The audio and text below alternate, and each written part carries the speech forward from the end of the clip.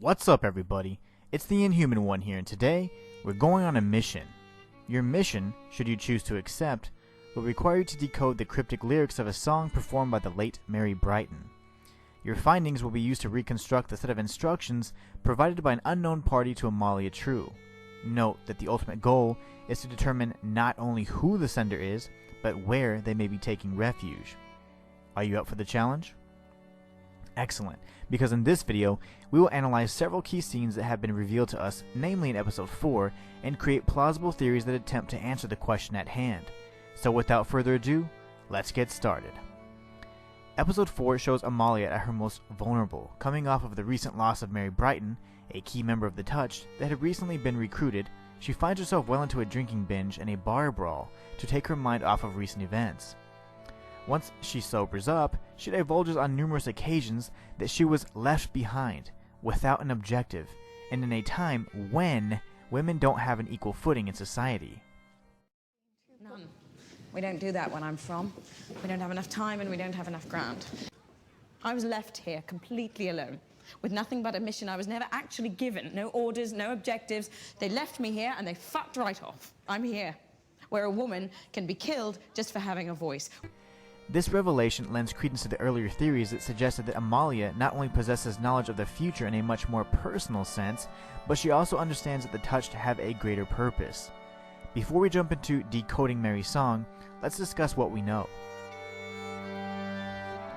First and foremost, we know that the phenomenon that occurred on August 3rd, 1896 affected Amalia differently than the other Touched. Episode 3 confirms that when Amalia came to, she woke up with knowledge of things that she shouldn't know and visions of things that shouldn't exist.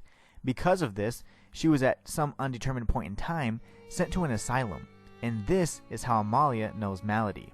But that's a topic for another video. Secondly, we know that Amalia is unique in that she was quote-unquote left behind. At a glance, this would seem like a superficial oversight, since there are clearly countless other Touched in the Greater London area. However, it's likely that she holds a unique rank or purpose, like those that seemingly abandon her. Perhaps this is why she chooses to remain reclusive and a bit reserved when it comes to sharing the unique information that she possesses, as we only see her truly open up to either Dr. Horatio and Penance. Lastly, Mary's importance was twofold. She could not only identify any Touched within earshot, but she also served as the mouthpiece for the voice of some unnamed being. Amalia's conversation with Desiree Blodgett in Episode 2 confirmed that this being had a name, and partially revealed it if watched with subtitles. And Malady's got no idea what Mary can do. Mary is the voice of the... Simply put, Mary was the voice of Galan something, and I believe this is who was delivering the message that Myrtle and the other Touched were able to decipher. The lyrics of the message are as follows. Amalia, my lonely soldier. Something about wearing stripes. I didn't leave you. I went inside the city. I was damaged, incomplete. I had to heal. Soon we will all be ready, but it's dark. There's a darkness. We must gather and protect each other because of the dark. Find me. Let them help those who will. Come below and find me, and come before the dark and we can save... It ends here. Several things to note is that Amalia is referred to as a soldier. This would explain her unmatched skills in combat and debunks my initial thought that she was a man inhabiting a woman's body. Another interesting choice of words here is when the speaker mentions being damaged or incomplete. This ties in pretty nicely to the possibility that the phenomenon, however beautiful, was simply a crash landing.